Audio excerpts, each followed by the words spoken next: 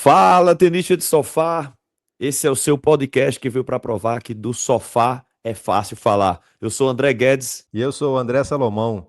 E esse é o podcast Tenista de Sofá.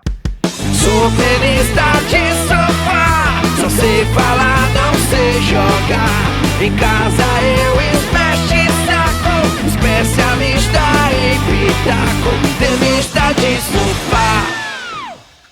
E hoje, tenistas de sofá, a gente tem um convidado muito especial. Ó, Salomão, um convidado de peso aqui, certo? Ele é conhecido como o Guru Bigode na internet, no Instagram, tanto no tênis quanto no beach tênis também, que ele é professor.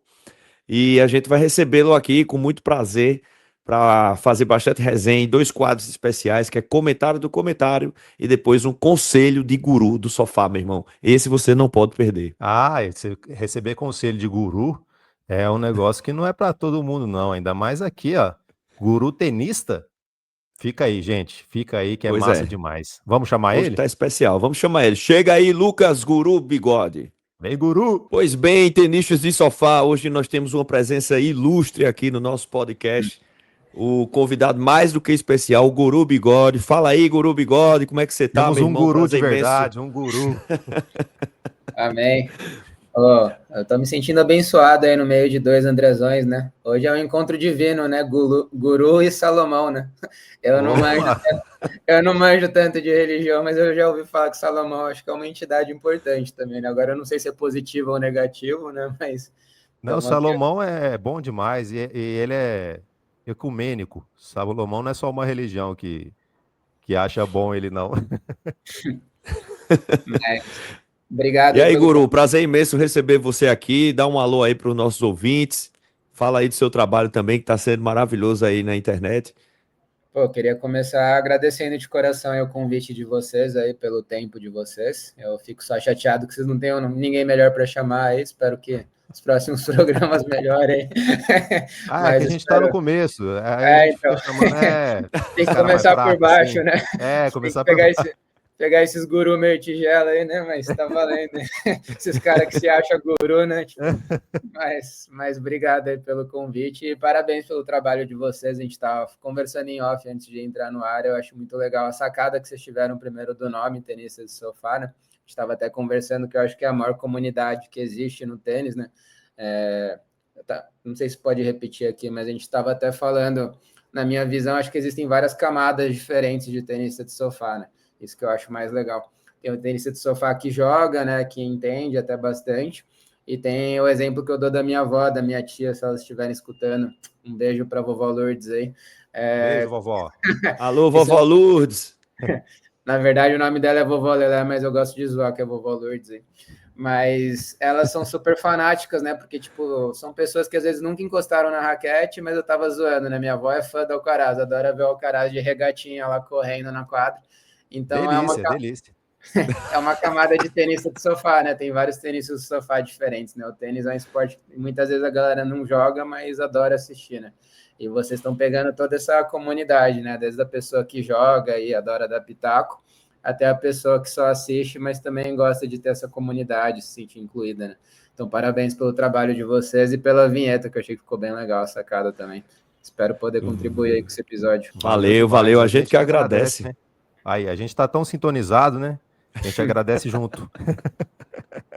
E falou a mesma palavra, inclusive. E aí a gente quer, lógico, né? Agradecer primeiro e brincar, né? Bora brincar, né, Guedes? Sim. Até porque aqui jogar não é requisito, entendeu? O bom é dar pitaco, ser especialista em pitaco. Quanto mais especialista em pitaco, sem jogar, melhor. Entendeu? E só lembrando, né, Guru, agradeço aí as palavras que você proferiu ao nosso podcast, né?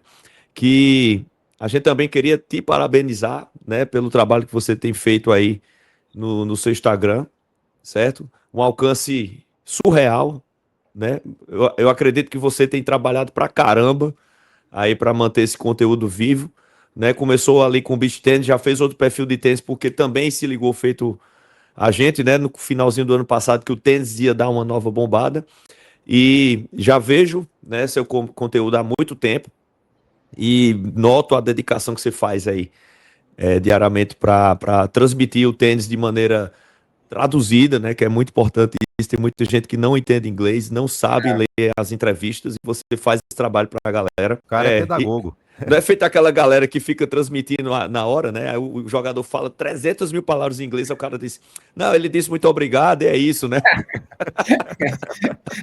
É complicado, né? Mas obrigado Pois aí é. pelas palavras. Na verdade, só falando rapidamente aqui, tipo, igual o Guedes falou, eu comecei no beach, né? Na verdade, minha vida é uma mistura dos dois, né? Desde criança eu joguei tênis, eu fui federado, cheguei a ser número 1 de São Paulo juvenil, fui fazer faculdade com bolsa de tênis lá nos Estados Unidos. Mas daí depois eu fui pro beach, né? Conheci o beach, também me apaixonei pelo beach tênis. Então, sim, existe essa mistura, né? Porque também é muito louco, né? Tem gente que ou é do clã do beach tênis ou é do clã do tênis, e às vezes tem um pouco de rixa entre os dois. Mas tem Eu muita gente. adoro trabalhar essa rixa, é minha especialidade. O Guedes é um dos que mais pegou esse humor entre os dois. Acho que pelos vídeos que mais viralizou foi disso, é bem legal. Mas também tem muita gente no meio do caminho, né? Por exemplo, eu dou aula de beach tênis, tem muito professor de beach tênis que veio do tênis para o beach. Então, e tem muita gente que joga beach tênis, mas gosta de assistir tênis ou vice-versa. E eu meio que aproximei também essas duas comunidades, né, com essa mistura que eu fiz, porque como eu comecei produzindo conteúdo de beach tênis, já tinha muitos seguidores de beach tênis, quando eu passei a produzir de tênis também, isso que eu achei legal. Tinha muita gente do beach que não tinha costume de assistir tênis, e daí, como já estava me seguindo, começou a ver os meus vídeos de tênis e começou a criar interesse pelo tênis também, e hoje em dia também está apaixonado pelo tênis, né? E a minha ideia é essa, acho que a minha ideia é tentar ajudar de alguma forma a crescer o tênis aqui no Brasil, né? Porque claro, acho que com o João e com todos os tenistas jovens que vão vir, acho até que a gente vai entrar na era de ouro do tênis, da história do tênis brasileiro, se Deus quiser. Eu acho que já vai crescer naturalmente o esporte, mas a gente está cada vez mais nas redes sociais, né? Então, se a gente criar uns canais legais de conteúdo de tênis, aproxima ainda mais da galera, né? Porque eu acho que ainda tem gente que, ou por causa da correria do dia a dia, ou por às vezes ser muito hiperativo, não ter paciência, às vezes não consegue assistir o jogo todo de tênis. Mas a pessoa adoraria assistir, igual o Guedes falou, um trecho da entrevista, ou os melhores momentos, uma análise legal, sabe? Igual existe vários Instagrams de futebol que fazem isso. No tênis, acho que ainda tem muito esse espaço aqui no Brasil para a gente popularizar mais o tênis. Então, essa foi a ideia. E você pode ter certeza, você pode ter certeza que seu perfil está fazendo isso, porque eu, como tenista também amador, seu canal é fonte para a gente. A gente vê o que está acontecendo, a gente vê as entrevistas pelo seu canal, então eu não fico procurando outra coisa. Você já está entregando tudo. Valeu. Pois então, no meu search aqui do Instagram, sempre tem lá Guru Bigode, meu irmão. Eu vou ver a fofoca da semana lá, vou ver os highlights, vou ver a entrevista. Então, assim, é fonte, entendeu? Hoje em dia. Então, parabéns aí, prazer imenso lhe receber aqui. E eu queria lhe convidar agora para o nosso quadro especialíssimo, que, na minha opinião, é o preferido, né?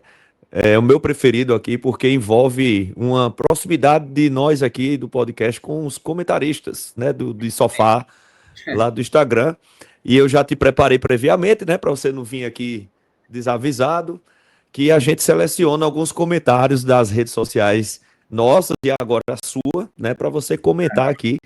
E aí eu queria que Salomão ajudasse a gente com o comentário do comentário. Vamos para o primeiro de hoje. Isso aqui, só um pequeno contexto. Isso aqui é por causa do anúncio da Bia de dar uma pausa na carreira, né? Então, olha só. Eu fiz um post, né, sobre isso e não sei se foi esse post ou outro, porque eu fiz vários posts, na verdade, mas um deles eu pedia para a galera apoiar a Bia, né? Ainda mais depois que a Bia anunciou nas redes sociais dela. E daí acho que foi esse comentário. Olha o apoio. Olha que beleza, o apoio do torcedor brasileiro. Otimista.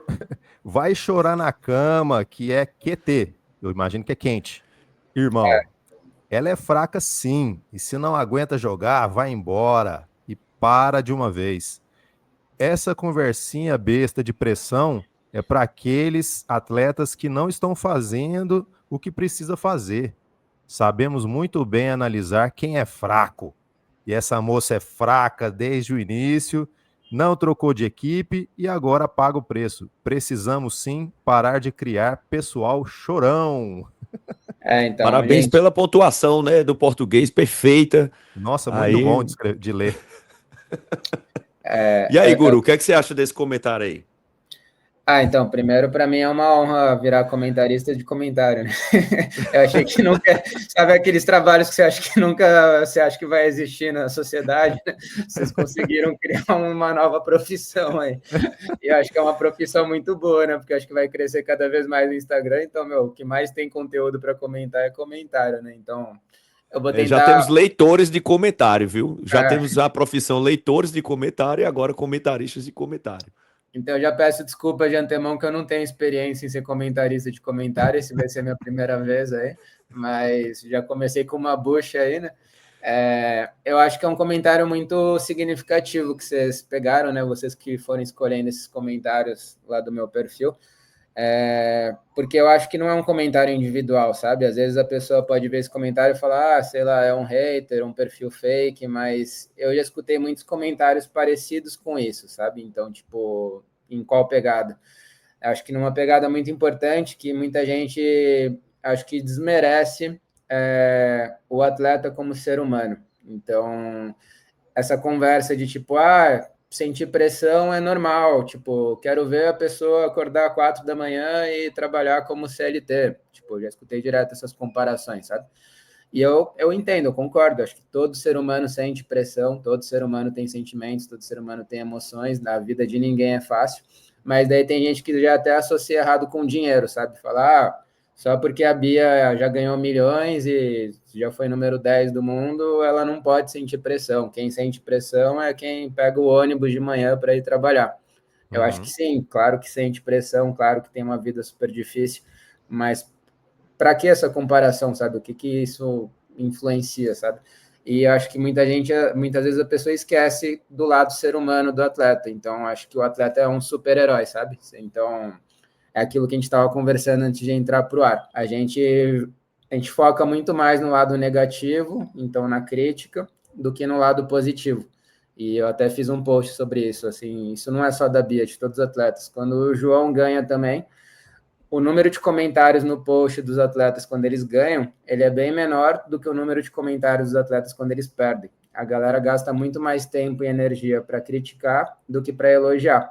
Parece que quando tá tudo indo bem, a galera no máximo dá um like, assim, é como se fosse esperado, assim. Agora, quando a pessoa dá um deslize e sai da curva, igual eu tava zoando, se eu cometer um erro grave aqui nessa gravação, vai viralizar muito mais do A que se eu gente está ficar torcendo para isso. Vamos se eu ficar jogar falando umas cascas de banana aqui para você. se eu ficar falando bonitinho agora, ninguém vai compartilhar com ninguém essa minha fala aí, mas se eu falar uma abobrinha, tipo, vai ser o que vai viralizar, vão esquecer de todo o resto que eu vou falar, né? Então, e daí a galera julga muito essa pressão do que a Bia sente, sabe? Como só porque ela já foi número 10 do mundo, eles sentem que a mente dessas pessoas é blindada, que a pessoa é super-herói. E, meu, o que a galera não entende é que até as lendas, tipo Djokovic, Nadal, Federer, eles sentem pressão também. Claro que eles conseguem lidar super bem, mas já peguei vários casos, tipo, vamos para o feminino, então, né, para a comparação ser mais justa. A Iggy Swiatek, que foi número 1 do mundo, é uma das maiores, para a idade dela, ela já quebrou vários recordes aí, né? Ontem, essa semana, ela conquistou o 25º título da carreira dela, com apenas 24 anos de idade. Ela já tinha sido campeã 4 vezes de Roland Garros, acho que até os 22 anos, tipo, uma coisa surreal, assim. E ela, no começo desse ano, vocês podem ver no Instagram dela, acho que ela não apagou, acho que foi lá para abril, eu até postei também sobre isso. Ela fez um puta desabafo falando sobre depressão, que, tipo, aquela época que ela estava indo pior no primeiro semestre, que ela ficou o semestre todo sem ganhar nenhum título, acho que ela chegou a cair até para número 7 do mundo, que para ela foi uma baita queda. E passou a temporada toda do Saibro sem ganhar nada, e ela é considerada a rainha do Saibro. E ela fez esse desabafo, falou, pô, desde o caso de doping que eu tive no ano passado, foi muita pressão em cima de mim. E o que mais chamou a atenção no comentário dela nesse desabafo é que ela falou, meu, a galera fica me chamando de robozinha, né? Porque pegou esse apelido. Alguns chamam carinhosamente, outros chamam negativamente, assim. Porque ela parecia um robô, né? Comparavam até ela com o Djokovic na quadra, que tipo, ela era aquele paredão que não erra e ela era mais fria que o Djokovic ainda, né? Era aquela punha o bonezinho dela para baixo, você não conseguia nem ver a expressão dela, né? Parecia, sabe, Dragon Ball Z, não sei se vocês assistiam Dragon Ball Z, tinha aquela meio cyborg, assim, tinha uma personagem que era bem parecida com a Iga. E daí ela fez esse desabafo, falando, meu, vocês ficavam falando que eu sou um robô, e agora que eu comecei a demonstrar mais minhas emoções, né, porque teve umas vezes que eu acho que esse ano ela tacou a raquete no chão, até chegou a discutir com a juíza, e daí viralizou pra caramba, a galera metendo o pau na Iga. Daí eu falo, meu, é impossível agradar todo mundo, né, porque se eu sofri, a galera fica falando que eu sou robô. E daí, quando eu demonstro o meu lado humano, quando eu acabo pondo para fora minhas emoções, a galera também mete o pau. E daí ela fez esse desabafo falando que ela estava deprimida e que ela estava até perdendo a vontade de jogar tênis. E isso dá até para associar um pouco com a Bia, sabe? Então, tipo, se até a Iga, que é um dos mentais mais fortes que eu conheço, sente tudo isso, imagina a Bia, que na minha opinião ainda tem um agravante pior ainda, porque eu acho que ser brasileiro é ainda mais complicado. E eu não estou puxando a sardinha. Eu acho que o Brasil, primeiro, a gente tem uma carência de ídolos, né? Ainda mais no tênis, desde a época do Guga.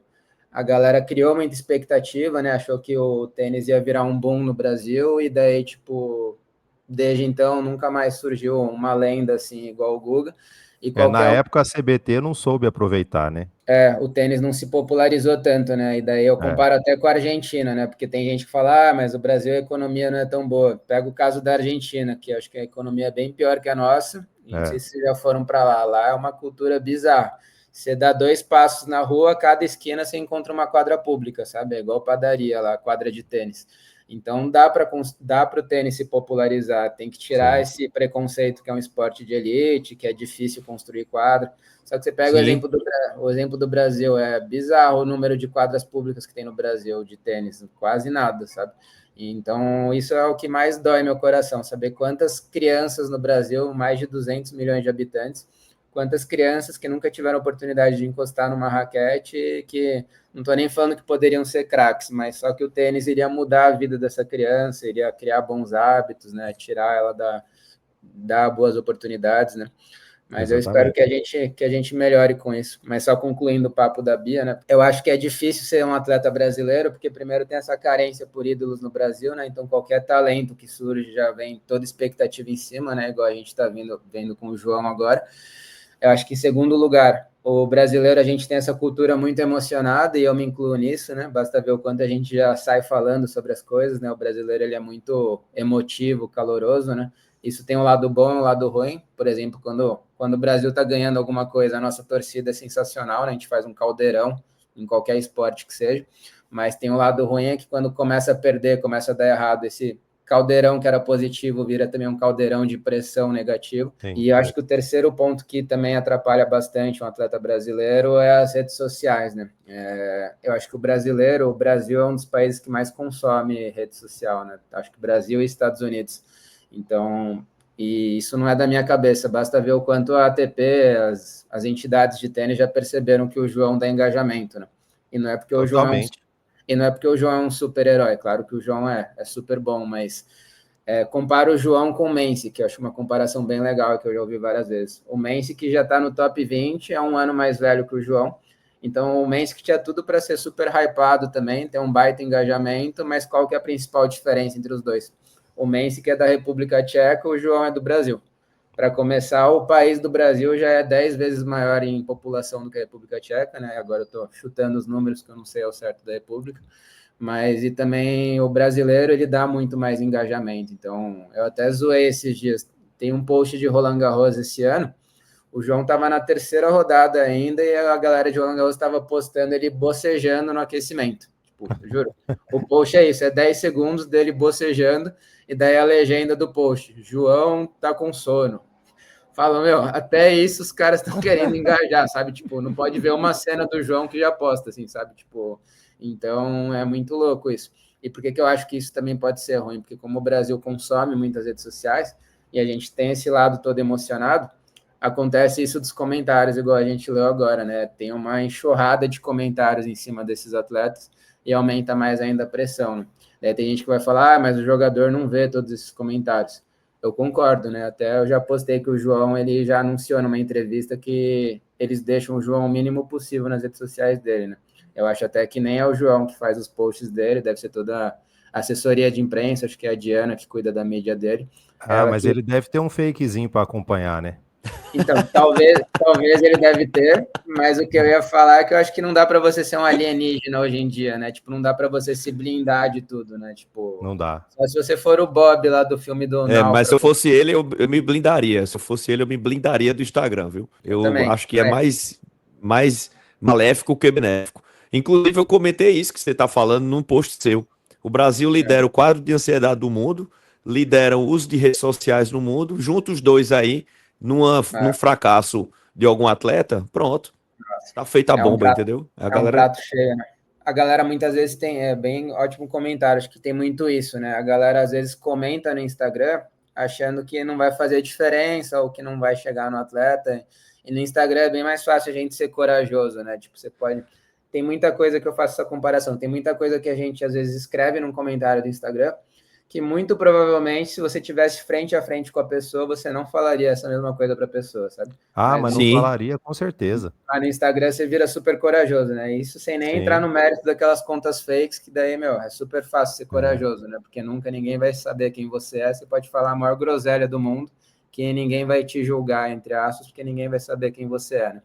Então, Agora, esse comentário aí do cara falando que tem que parar de criar pessoas choronas, ela é fraca e tudo mais. Eu não sei se você reparou na data do comentário, mas ele foi feito em 1932. acho que Pelo deu um amor de bug no Deus. Instagram, né? Foi Que essa ideia data. que é essa do cara de você tem que ser forte. A gente está em 2025, todo mundo preocupado com saúde mental, todo mundo falando sobre a importância disso. Não existe mais se achar que o atleta é super-herói, blindado, ou robô igual a Iga que você falou. Não tem mais isso. A gente já entendeu que o atleta, Simone Biles, deu um exemplo muito forte disso, né? Só medalha de ouro, e não tem a ver só com ganhar ou perder. A pessoa super vitoriosa tem que parar um pouco às vezes, porque não está aguentando a pressão. Sobre a comparação com o cara que é CLT, como diz Caetano Veloso, cada um sabe a dor e a delícia de ser o que é, né? E cada um tem o seu tipo de pressão. O cara que vai trabalhar, que tem que pegar o ônibus, é uma pressão meio de sobrevivência, né? Eu preciso conseguir sustentar minha família e tudo mais. Só que na hora que ele vai pegar o ônibus, não tem 10 mil pessoas gritando, pisa no degrau, passa a roleta, vai. Aí o cara escorrega, pisa na poça d'água. O seu burro, seu estúpido, pisou na poça d'água. Não tem ninguém, né? E o mundo inteiro olhando para ele enquanto ele está trabalhando. Então são pressões diferentes. Eu acho que são pressões bem diferentes. É como eu comentei lá também. É muita gente doente deixando outras mais doentes na internet, entendeu? Então, é muito louco isso. Eu acho que são pressões bem diferentes, igual você falou, mas todo trabalho tem pressão, e isso a galera às vezes não enxerga, né? Porque acho que a maioria de nós, a gente cresce com esse sonho, né? Então, a galera ou cresce, sei lá, igual vocês, meu sonho é ser músico, ou o meu sonho era ser atleta, né?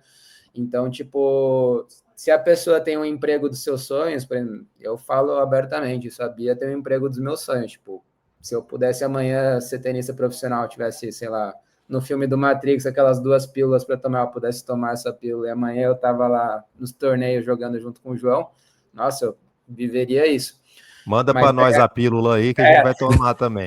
Mas daí o que eu quero falar é que a galera acha só porque é o emprego dos sonhos que a pessoa não pode sentir coisas ruins, não pode sentir pressão, não pode se sentir triste, deprimido. Fala, meu, você tá no emprego que todo mundo queria estar, você tá ganhando milhões ainda para isso. Por que você tá reclamando? Acham que é frescura reclamar. Mas a gente tem essa visão de fora, e de novo, daí é o tenista de sofá, né? Às vezes nem é tenista, né? É não tenista de sofá. Mas daí não entende muito do dia a dia do tênis, né? E daí eu entro também nisso que eu acho interessante. O tênis é um dos esportes mais solitários que existem em todos os esportes, né? Já escutei muita gente falando isso, muitas lendas do tênis falarem isso. É um dos esportes que mais viaja o ano todo, daí a galera fala, nossa, viajar é legal. Mas não é viajar igual a galera pensa. Não é turismo, né? Geralmente eles nem conhecem nada da cidade, eles só ficam indo do hotel pro torneio, do torneio pro hotel. Nem tem tempo direito, né? Então tá sempre tendo que se acostumar com um fuso horário diferente. Pega o exemplo do Alcaraz agora.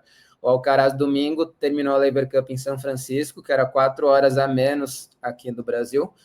E no dia seguinte ele foi para Tóquio, que está começando agora o ATP 500 de Tóquio. E Tóquio, a própria Bia, né? E Tóquio, Saiu de São Paulo, foi para Seul. Exatamente. Tóquio, se eu não me engano, é 12 horas a mais, alguma coisa assim, do que Brasília, né? Então, Alcaraz foi literalmente de 4 horas a menos de Brasília para 12 horas a mais de Brasília. Simplesmente uma diferença de 16 horas de fuso horário para ele estar jogando daqui 1 ou 2 dias. Daí, se ele perder, que eu acho difícil, mas ele pode perder, vai todo mundo meter o pau nele sem entender direito do que acontece, né? Fora toda a disciplina que eles têm que ter, né? Você vê o corpo deles, é bizarro, né? Eu já tive nutricionista quando era moleque, eu cheguei a ter 4% de gordura corporal. Eu era bitolado uma época de não comer nem bolo no meu aniversário, sabe? Quando eu estava muito focado, e eu já vi que o Djokovic foi 1000 vezes mais que isso, né? Não sei se vocês conhecem essa história. O Djokovic teve um Grand Slam que ele conquistou, agora eu não vou lembrar qual, mas ficou famosa essa história, que ele ficou tão feliz que ele falou, agora eu vou me permitir um pouco na comemoração, né? Sabe qual que foi a permissão que ele se deu?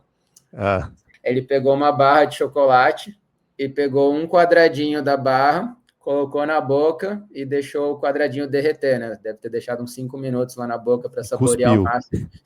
Para saborear o máximo que dava. Eu acho que ele engoliu. Cuidado com o corte que vocês vão fazer para não achar que é outra coisa. Djokovic, né? Cospe ou engole? Mas esse foi o máximo que ele se permitiu ao longo dos anos aí, comer um quadradinho de chocolate. Então imagina, mano, o extraterrestre que esse cara é, né? Então, o bizarro que ele é. Então, isso tô dando, claro, um exemplo mais extremo, mas a maioria dos tenistas é super disciplinada, né?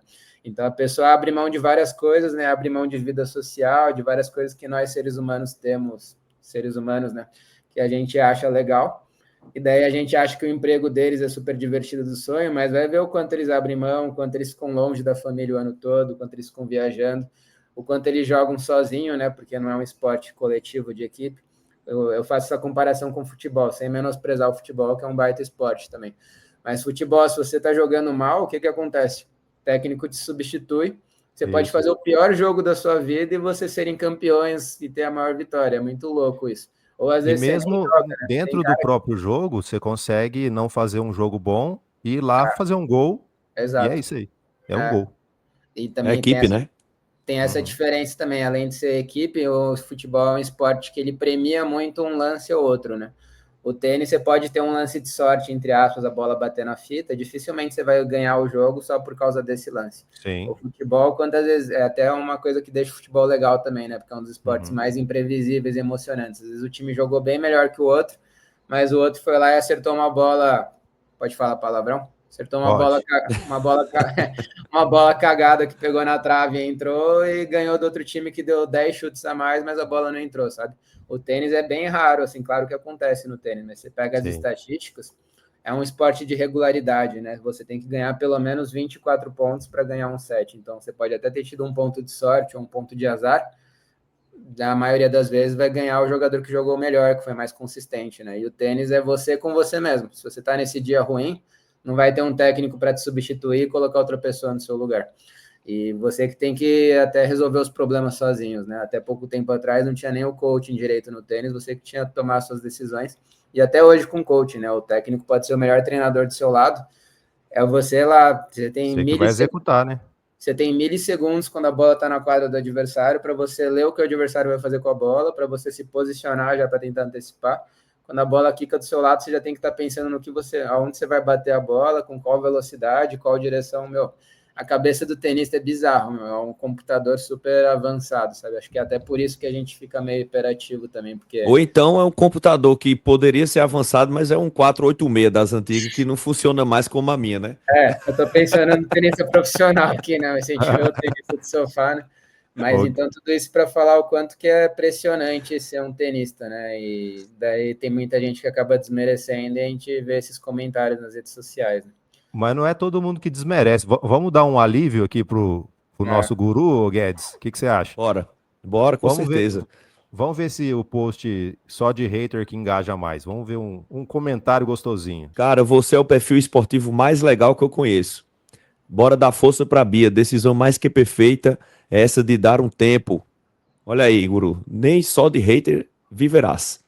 Então, e eu acho muito legal isso, né? Porque vocês viram que deve ter sido do mesmo post, né? Vocês que pegaram, não sei, mas a gente estava falando sobre isso, sobre esse post que eu fiz de pedir para apoiarem a Bia.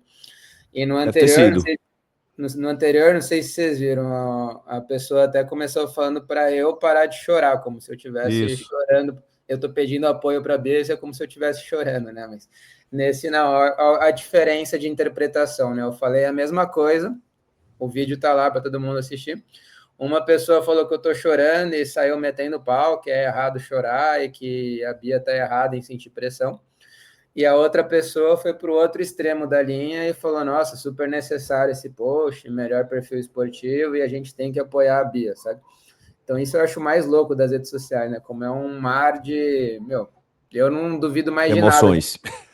Sinceramente, eu não duvido mais de nada que acontecer nas redes sociais. Eu não ponho minha mão no fogo por ninguém. Não, depois assim. que a galera pensou que eu tava fazendo leitura labial tcheca de verdade, aí eu também não acredito. Então, Eu não espero mais nada, entendeu? Inclusive, enaltecer aqui, ó, o perfil. Deixa eu abrir aqui para eu enxergar melhor. Chinaski. Chinaski, Kaczkrakski, não sei. O então. Chinaski. Obrigado aí pela força, hein? Tanto a força pro Guru, que você elogia o perfil dele, quanto pra Bia. Eu acho que precisamos de mais Chinaskis. A gente precisa de mais comentaristas russos aí no Instagram, você viu? É. Pois é.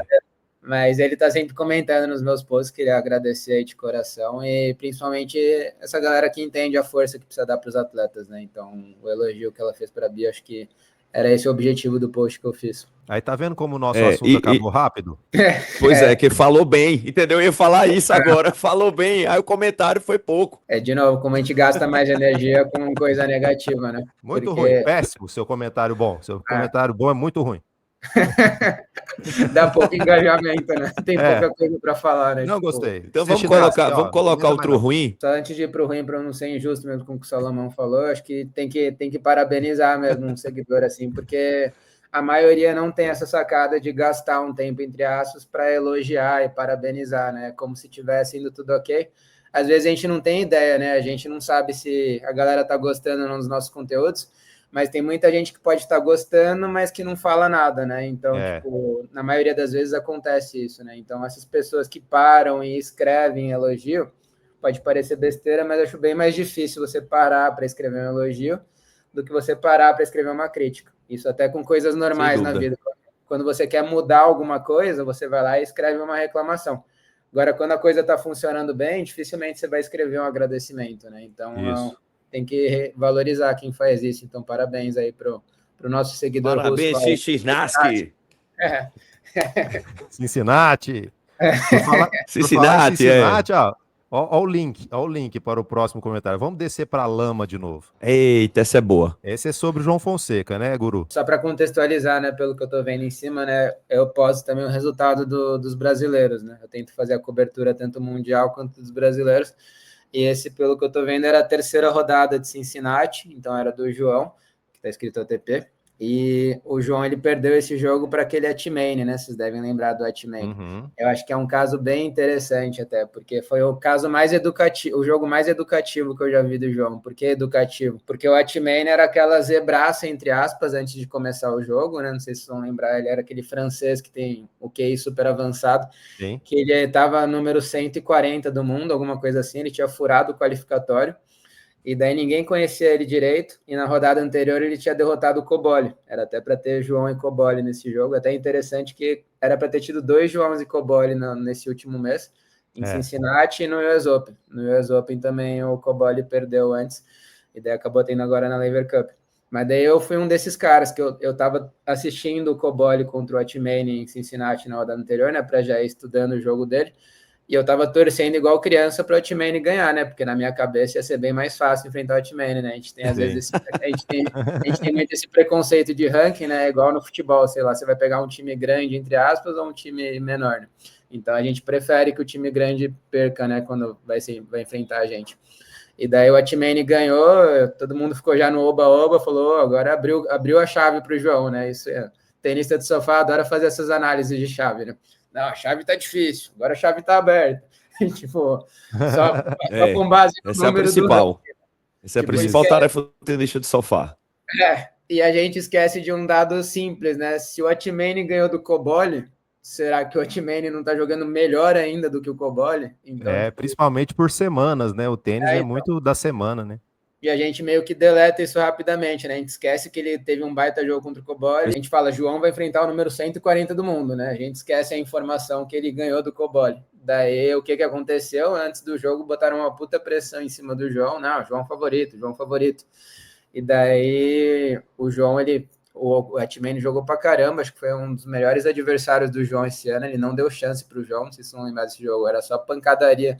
Foi um dos poucos caras que eu já vi acelerar mais a bola do que o João, assim, tipo, parecia que o João tava jogando contra ele, né? Tipo, o João batia, a bola voltava mais rápido e sacando pra caramba, aquele saque de canhoto, tirando o João da quadra. E, tipo, foi 1 hora e pouco o jogo, o João quase não teve chance. Acho que no segundo set o João tava 4-0 atrás, ainda conseguiu uma quebra. Quase que ele conseguiu empatar no fim do jogo, mas o Otmani fechou. E foi muito interessante, porque eu acho que foi muito educativo esse jogo. Porque daí foi o que a galera mais saiu. Foi um dos jogos que eu acho que a galera mais meteu o pau nos comentários do Instagram. Tem mais de 300 comentários nesse post que eu fiz, só com o placar da derrota. Por quê? Por causa disso. Porque tava todo mundo com essa expectativa que o João ia ganhar fácil por causa do ranking do Otmani. E daí já saíram falando dessas pérolas aí que a gente vai ler nesse comentário. E daí, por que eu acho que foi muito educativo? Como o mundo dá voltas, né? Às vezes o mundo demora um pouco para dar volta, mas às vezes dá rápido, né? Não sei se vocês vão lembrar. Passou alguns dias, o Otmani começou a ganhar de todo mundo nesse torneio, ganhou até do Fritz lá nos Estados Unidos. Foi. E fez um jogo de pau a pau com o Sinner na semifinal. Então, tipo, e daí começaram a entrevistar pra caramba ele, né? Gerou um puto engajamento. Descobriram que ele tem um dos maiores QIs que existem, né? Tipo, QI tipo do Bill Gates, assim. Então, que o cara é um gênio. E daí, por que eu acho que foi muito educativo? Porque a galera, eu espero, né? A galera começou a aprender que não dá para julgar só pelo ranking, né? E o tênis é um esporte muito competitivo. O tênis, os 200 primeiros do ranking, a diferença é mínima entre eles, sabe? E a galera acha que só porque o cara é 140 e o João já estava número 50 do ranking, que o João já ganhou no papel. E não, assim como o João já ganhou do Rublev, por exemplo, que era número 9 do mundo, o João também pode perder para o número 140 do mundo, e eu acho que ainda vai acontecer isso de novo. Então... Mas a gente sabe que, por mais pedagógico e educativo que a gente ou a situação seja, tem gente que insiste em não aprender, né? Então acho que é o caso desse... É que aqui o Otmani ainda não tinha ganho todos os jogos para frente, mas ele já não tinha aprendido. Olha o que o cara comentou, né? Criaram um ídolo e deu chabu. É tipo o Barrichello. Um dia vai, se aposentou e não foi. E o que eu achei mais interessante desse comentário é porque não satisfeito em jogar essa energia ruim pro tenista, pro João, simplesmente ainda comparou com um atleta de outro esporte, né? Então ele teve a proeza de, em 2 linhas de comentário, ele conseguir queimar 2 esportes totalmente diferentes e queimar... Eu entendo que o Rubinho virou meme, que até a galera faz zoeira, que tipo, quando alguém tá atrasado, manda foto lá do Rubinho. Eu acho uma puta sacanagem, mas acabou virando esse meme, né? Porque o Rubinho, ele foi um dos melhores pilotos da Fórmula 1. E eu não sou especialista em Fórmula 1, mas acho que é até legal essa comparação. O Rubinho, talvez, ele pegou um pouco do que os tenistas brasileiros estão pegando hoje em dia, porque o Rubinho, ele meio que veio depois do Senna, e é como se o Brasil agora fosse depois do Guga, né, no tênis, né? Sim. Então, criou essa carência de ídolos na Fórmula 1 até hoje, né? Então, como o Senna subiu o sarrafo lá para cima, daí eu vou fazer uma brisa mais louca aí, uma reflexão. Será que se não tivesse existido o Senna antes do Rubinho, será que a galera ia meter tanto pau assim no Rubinho? Ou a galera se acostumou tanto com o Senna lá em cima que daí... Porque, eu não entendo muito, mas até onde eu sei, o Rubinho, ele correu na Ferrari, foi parceiro do Schumacher, que era tipo o craque. Era o craque da época, né, um dos maiores lendas da história da Fórmula 1. Então, pegando para o tênis, puxando uma comparação nada a ver. É como se, eu sei lá, pego o João, ele começa a ser parceiro do Alcaraz, do Sinner, né? Claro que o tênis não é por equipe igual da Fórmula 1. Mas daí o João perde para esses caras, mas o João tá sempre lá na elite, no topo, mas só porque o João não virou o Guga da vida, não virou o número 1 do mundo, o João vira um meme igual o Rubinho virou. É meio que isso que fizeram com o Rubinho, sabe? Tipo, sim. O Rubinho, ele ficou anos na elite da Fórmula 1, ele chegou a ganhar as coisas e foi parceiro do Schumacher, mas daí tem essa fama de ser lerdo, atrasado, né? E daí o cara, nesse comentário, ele simplesmente queimou o João e o Rubinho. E, na verdade, acho que o cara... Não tô falando cara, não sei se foi cara ou mulher, peço desculpas. Mas acho que, na verdade, Bom, tá cara. falando... A pessoa falou que o Rubinho... Zoando que o Rubinho é lerdo, mas talvez ele que tá sendo precoce também, né? Porque tem esses dois problemas, né? Tem a ejaculação precoce, né? Às vezes a Olha, galera... como você é um cara muito educado, certo? E eu já, assim, admiro demais. Eu vou tomar a liberdade de comentar com o meu estilo. Esse cara não sabe nem dirigir um Celta de marcha e não sabe nem jogar tênis, pô. Então ele fica comentando aí, entendeu? E por que Aí que eu acho... ele fica com inveja. E por que que eu acho que Eu, está sendo precoce? Porque o João tá com... Nessa época ainda o João tinha 18 anos, né? Agora fez 19. Como que alguma pessoa pode já fazer uma previsão dessa que o João já é um fracassado, ainda que não comparar com foi. outro esporte? Tipo, 18 anos. Acho que nem o maior vidente do mundo vai conseguir fazer uma previsão dessa. Por causa de uma derrota, e daí, de novo, porque ele perdeu lá para o número 140 do mundo, e daí agora, ó, todo mundo... Assim como... Por isso que eu falo que o brasileiro é muito emocionado, sabe? Porque daí eu aposto que se na semana seguinte ele ganhasse do Rublev de novo, eu aposto que essa mesma pessoa ia estar emocionada já, oba, maravilha. Tipo, a gente enaltece muito na vitória e a gente joga muito para baixo na derrota, sabe? Falta mais um equilíbrio nas coisas, né? Muito extremo, né? E entrando nessa Pois é. brisa aí que você levantou, quando a gente separou esse comentário, você mandou esse comentário para nós, eu falei, esse comentário é ótimo para a gente, porque é o que você falou mesmo, ele fala mal do João Fonseca, ele acaba, né, com a carreira dele, ele já decretou, João Fonseca não vai, ele vai se aposentar e não vai ser o que todo mundo espera.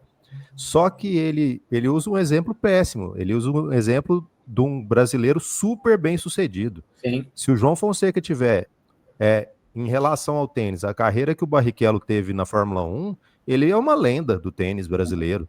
Ele vai Concordo. ser o segundo maior tenista brasileiro da história. É. Então, o Barrichello, eu acho que além do azar, né? Não é azar. Existiu o Senna e por existir o Senna, o Barrichello também ele vem no caminho do Senna. Então, se não existisse o Senna, eu acho que talvez o Barrichello nem chegasse, porque talvez as pessoas não acreditariam num brasileiro, numa equipe de ponta da Fórmula 1. Mas Sim. eu acho que o intervalo temporal do Barrichello não favoreceu, porque o Senna morreu enquanto o Barrichello já estava na Fórmula 1.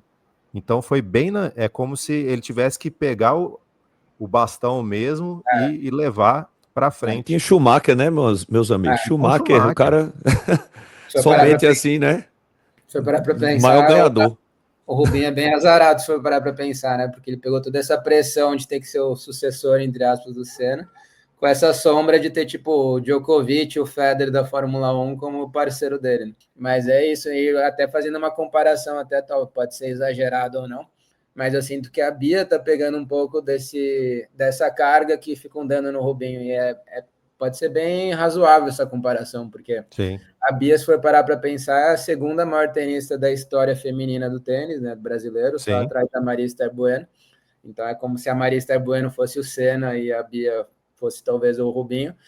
E a Bia foi número 10 do mundo, que, é uma coisa surreal, só que tem muita gente não entende o que é ser número 10 do mundo no tênis, chegar na semifinal de Roland Garros. E daí olha o quanto de comentário tóxico tem em cima da Bia, a galera falando que ela chora, não tem mental, que ela não sabe jogar. Já escutei, vou ficar meia hora falando o que falam da Bia aqui, né? Já escutei tudo sobre a Bia. Então é isso, tipo, como que a gente desvaloriza, assim, um atleta desse tamanho? Eu acho super injusto também tudo que fizeram com o Rubinho, sabe? Então, e ainda mais escutar um comentário, assim, do João com 18 anos, já fazendo um prognóstico, assim, dele, e ainda comparando com outro atleta. Já escutei comparação com o Hendrick também, em outro post que eu fiz. Nossa. O Hendrick também, sei lá, deve ter 17, 18, 19 anos, já tá na seleção brasileira, mas só porque o Hendrick foi pro Real Madrid, tá no banco de reserva do Real, também já tô metendo o pau que a carreira dele também é enganação, e daí ainda comparo o João com o Hendrick, sabe? São os otimistas, nossos queridos otimistas que ficam deixando nosso dia cada vez mais feliz, positivo, né? Enfim. Isso é o resumo que o Guedes falou, por isso que eu acho bom os atletas tentarem se afastar mais das redes sociais. Total. Porque, infelizmente, não tem tanto daquele xixinasque lá dos comentaristas russos, tem mais desse outro tipo de comentarista. Mas olha só, Guru, a gente tem outro quadro hoje que eu queria deixar meio improvisado mesmo para você falar de coração, né? O que é que você tem para nos dizer, que é o conselho de sofá, certo? A gente leu 3 comentários aí bem diferentes uns dos outros, né?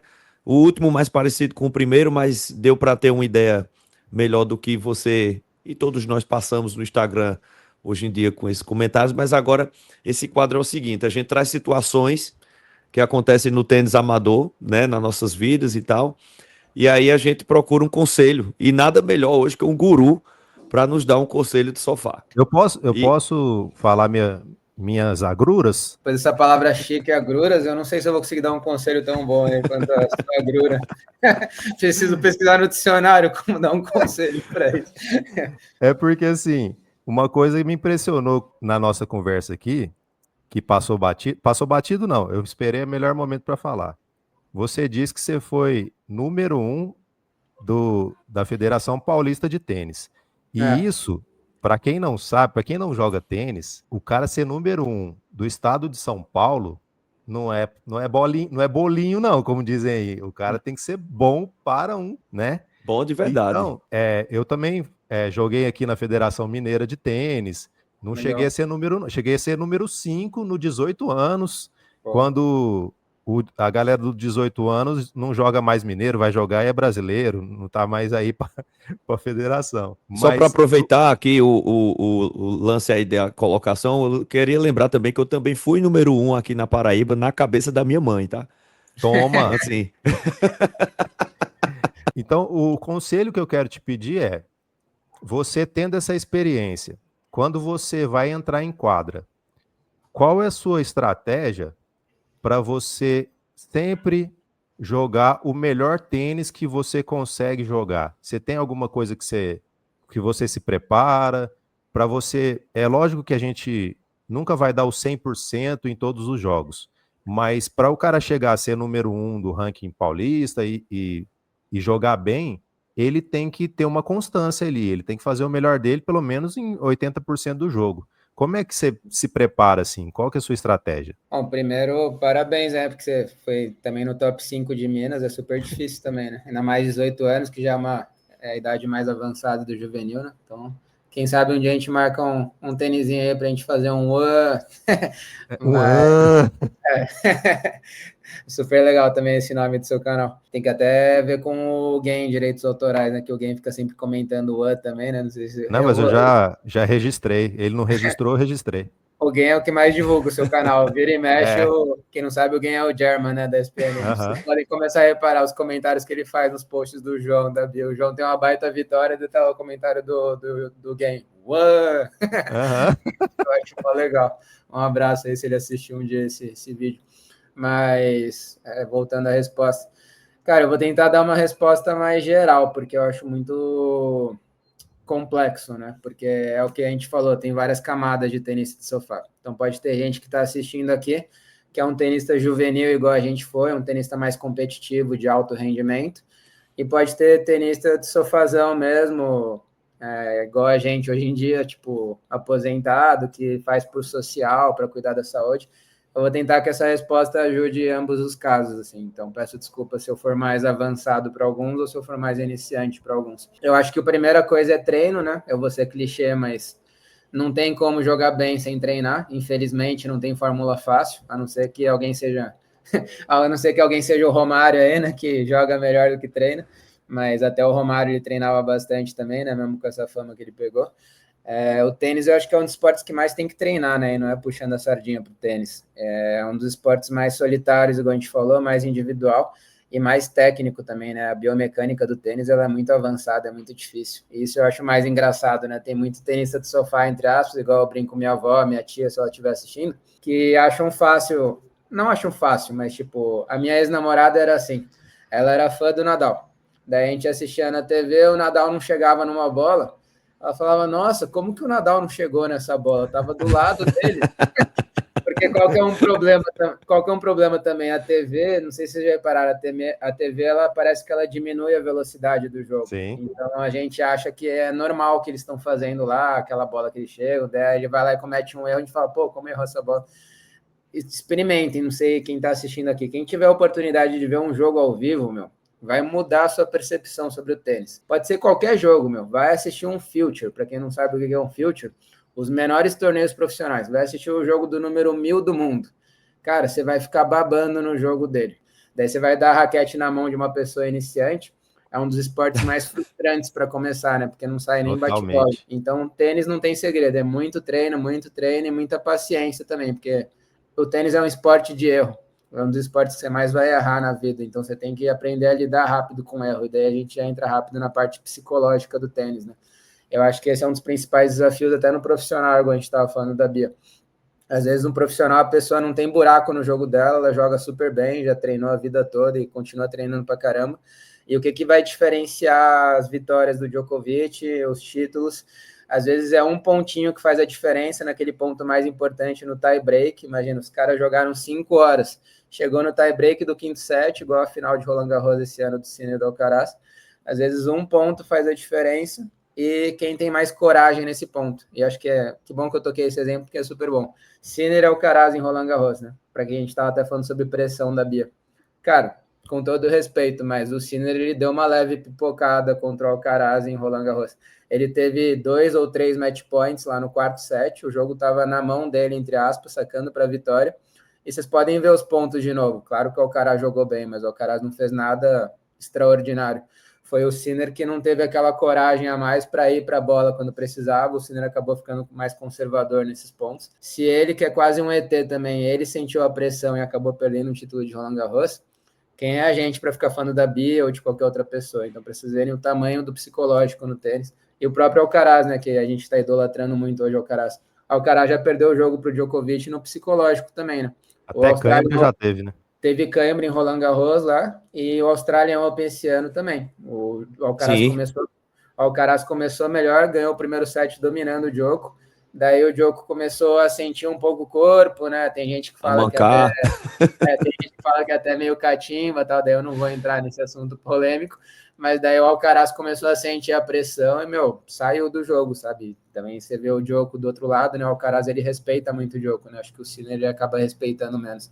O Sinner, acho que é até um pouco mais frio, né? O Alcaraz é mais emocionadão, igual a gente, espanhol, né? Mas daí é isso, a dica para os tenistas do sofá. Eu acho que é saber aprender a lidar com o erro. Eu acho que essa é uma das principais lições no tênis. Desde o nível mais iniciante até o nível mais avançado. A gente vai estar sempre errando no tênis. A diferença é você vai perder um ponto com erro ou você vai perder vários pontos com erro. Porque às vezes você comete um erro e você carrega esse erro para o ponto seguinte sem perceber.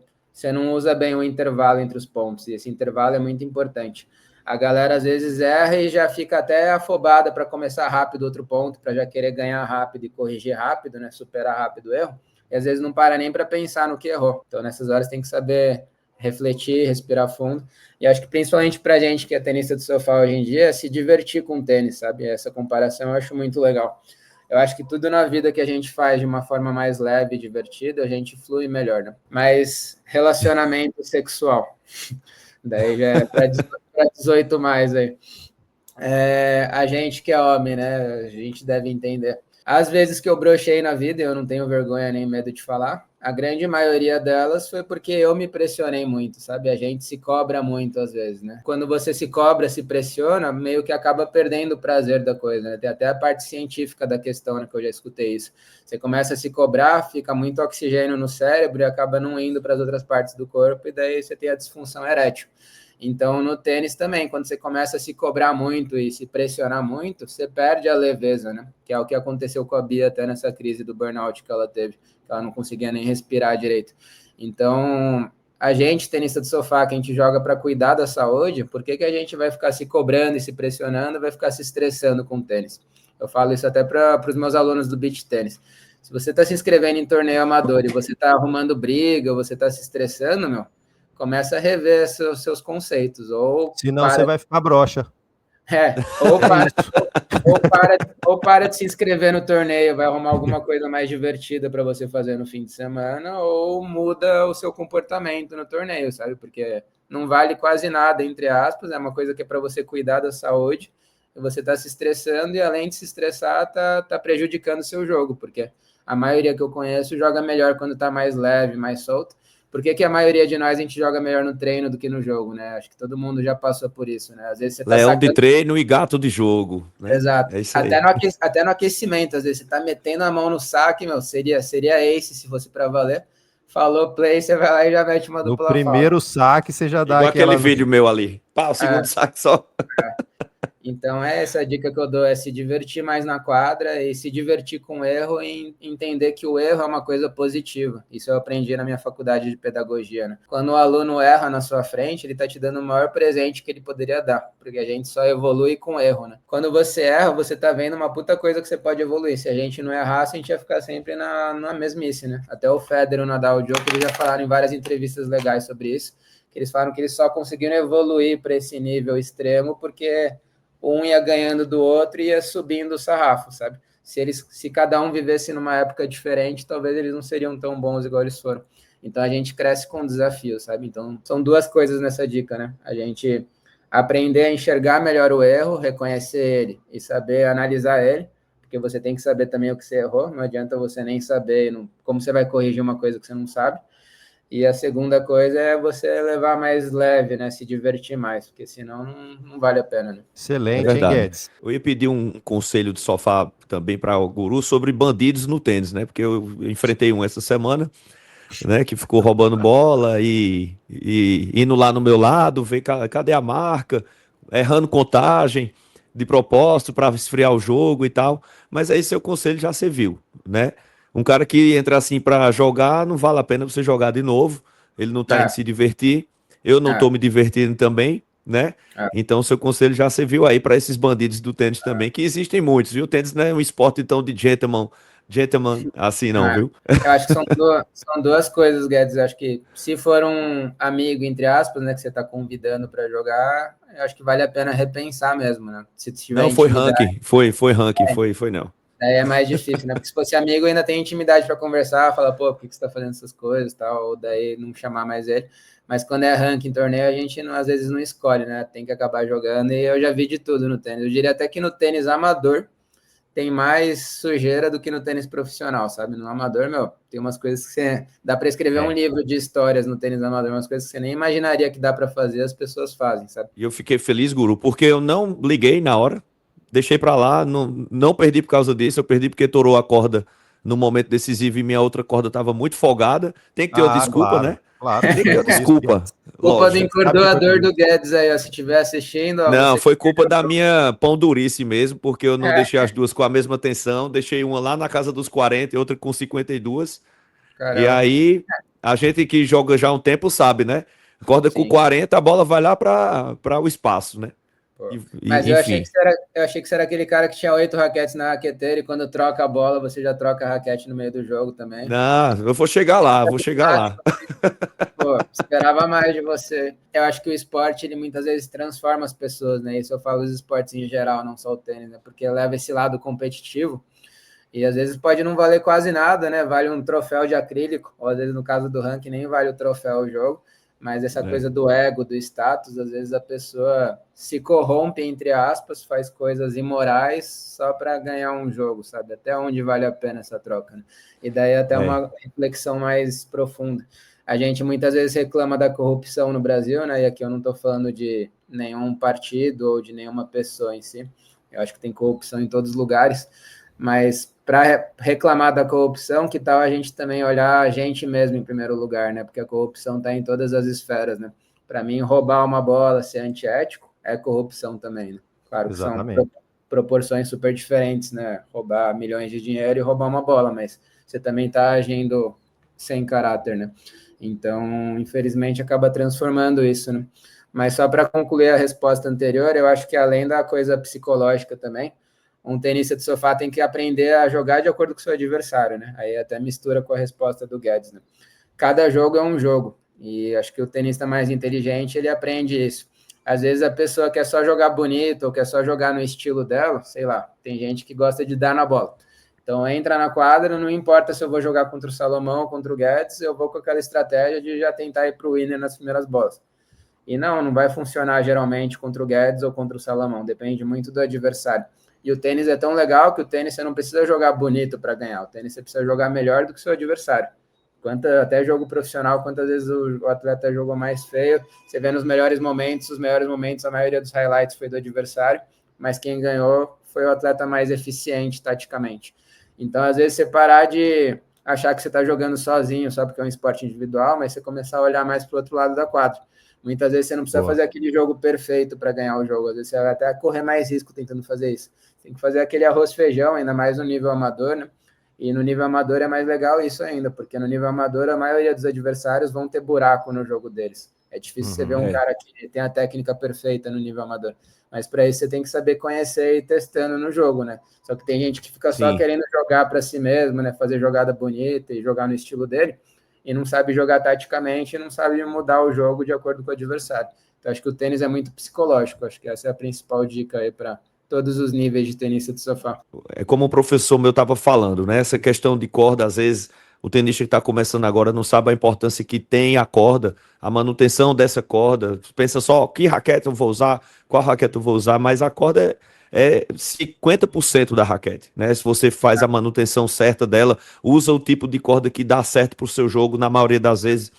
Então, o professor meu falou, assim que eu relatei a ele, né? Pô, bicho, no 4-5 eu fui quebrado porque eu torou a corda e eu não soube mais com a raquete estava folgada. Ele disse, a corda não faz você ganhar o jogo, mas faz você perder. Então, é muito massa essa fala dele, né? Eu achei, assim, incrível. E, tipo, são detalhes, é um conjunto de fatores, né? Para você jogar tênis.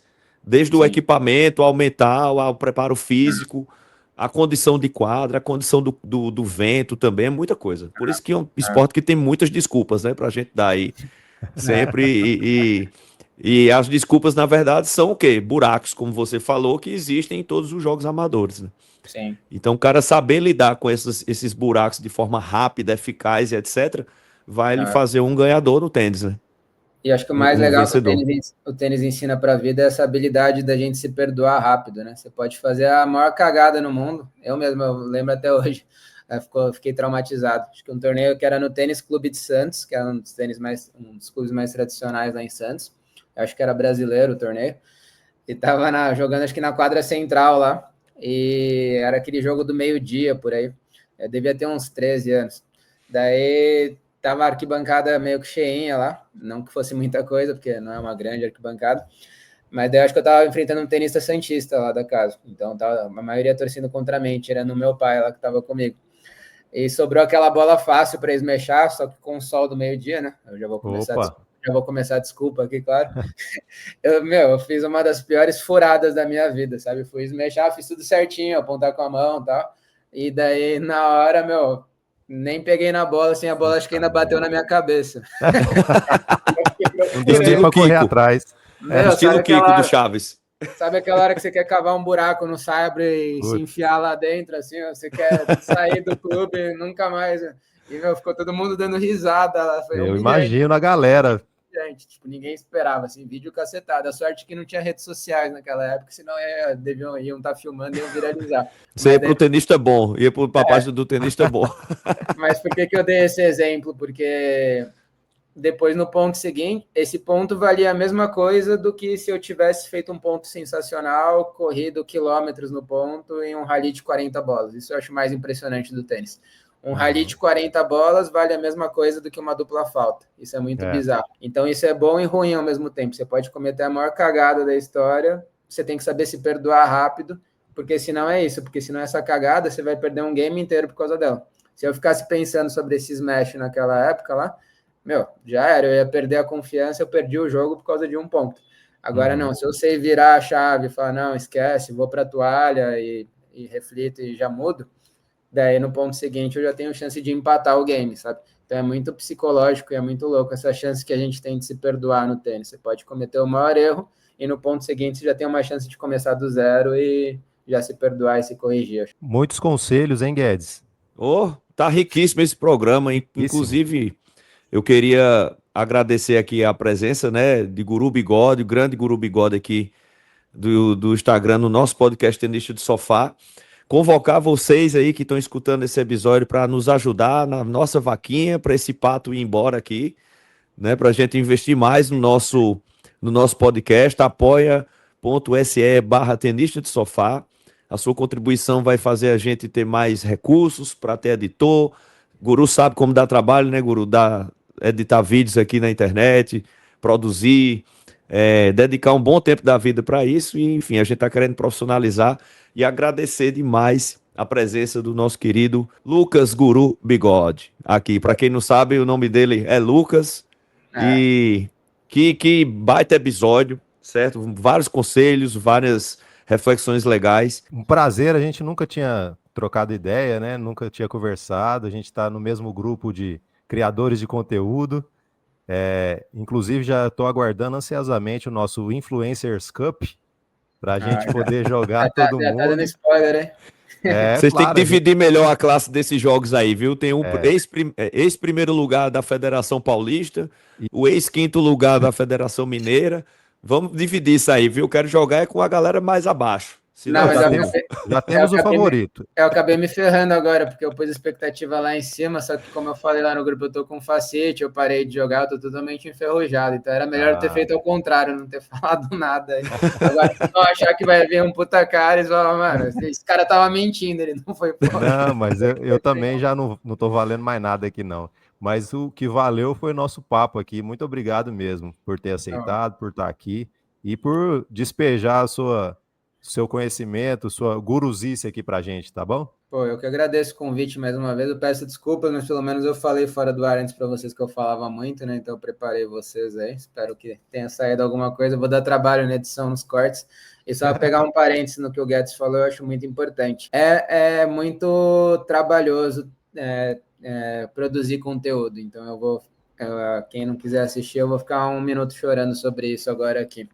Então, valorizem mais o trabalho desses dois aí, o trabalho de todos nós, porque o que eu acho que acontece, e eu entendo, às vezes as pessoas que nos seguem, a maioria delas, né, vocês têm o trabalho de vocês, que também é super trabalhoso, e vocês estão no Instagram lá para se divertir, para curtir, daí vocês vão lá e veem um vídeo de 1 minuto, igual vai ter os vídeos aqui dos nossos cortes aqui no Tenista do Sofá, ou um vídeo meu lá no Guru Bigode, você vê um vídeo de 1 minuto, vai lá, dá seu like, às vezes nem dá o like, nem comenta, nem nada, às vezes você gostou e não faz nada com o vídeo, mas você não tem ideia do trabalho que a gente teve para chegar nesse resultado final de 1 minuto. Pra vocês terem uma ideia, eu gasto em média 1 hora para cada vídeo que eu produzo no meu perfil no tênis. Então eu tô chorando aqui só para mostrar que, tipo, é um baita trabalho que a gente tem, sabe? E a galera acha que, de novo, trabalho legal, divertido, né? Igual a gente falou do tenista profissional. Ele tá lá só vendo o jogo e curtindo e tal.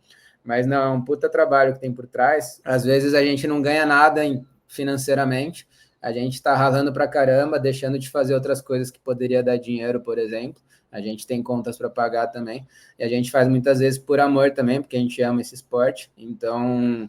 só pedir, eu chorei tudo isso só para vocês terem mais empatia aí com o canal do Tênis do Sofá, porque eu acho que eles merecem ter mais empatia do que eu mesmo, né? Eu, graças a Deus, eu tô quase batendo 100 mil seguidores, eles estão no começo ainda do projeto deles e eu sei o quanto é mais difícil ainda começar do zero, né? Acho que vocês começaram uma conta que não tinha nem seguidor e no começo os conteúdos podem ser super legais, mas o algoritmo do Instagram te ferra, né? Porque se você é pequeno... que adianta, às vezes, produzir um conteúdo legal e as pessoas não ficarem sabendo, né? Agora, comigo, entre aspas, já é um pouco mais fácil. Às vezes eu produzo umas besteiras aí que vocês devem ver e o algoritmo já joga automático para a galera, né? Então, no começo, apoiem mais ainda o canal deles, não só com essa coisa de recursos que o Guedes pediu, mas dando like, fazendo um comentário, isso faz muita diferença. Pode parecer simples, mas alguns segundinhos que você gastou para escrever qualquer coisa, pode até escrever comentário de ódio, igual a gente leu aqui, você está aumentando o engajamento deles também. Mas se você puder ser igual o Tietinato lá, o nosso querido russo, e ainda fazer comentários positivos, cara, o Tietinato já garantiu a passagem dele para o paraíso e a gente para o inferno, porque a gente não aprendeu a falar o nome do nosso seguidor aí, mas o Tietinato sabe quem é aí. Então, galera, apoiem o canal deles aí, isso vale para todos os canais de tênis aí, todo mundo aqui, acho que quanto mais a gente se unir, mais... porque vocês apoiando o canal deles, o que vai acontecer? Eles vão ter mais dinheiro, eles vão conseguir produzir mais conteúdo, vão ter mais tempo também. Todo mundo sai ganhando com isso, porque daí vocês vão ter mais conteúdos para assistir também. Agora, amém, Guru. Então fica o meu pedido de apoio para todo mundo aí que trabalha com tênis, com conteúdos, porque o tênis vai crescer muito no Brasil. e a gente precisa desse apoio nas redes sociais para a gente crescer com os conteúdos junto. Valeu, Guru. Muito obrigado, meu irmão. Tamo junto. E boa sorte aí, bom trabalho para você. Sempre que puder, apareça aqui no Tenista de Sofá para comentar, para dar uma opinião sua, que é sempre muito válida e muito bem-vinda. Valeu, Salomão, também. Boa semana para todos nós, né? E vamos para mais uma semana de tênis na vida. Sucesso aí para vocês e bora fazer aquele projeto em conjunto lá. Não sei se dá para dar spoiler, mas mais para frente a gente está pensando em fazer um projeto legal aí junto, galera. Vamos nessa. Bora. Valeu, galera. Obrigado. Valeu.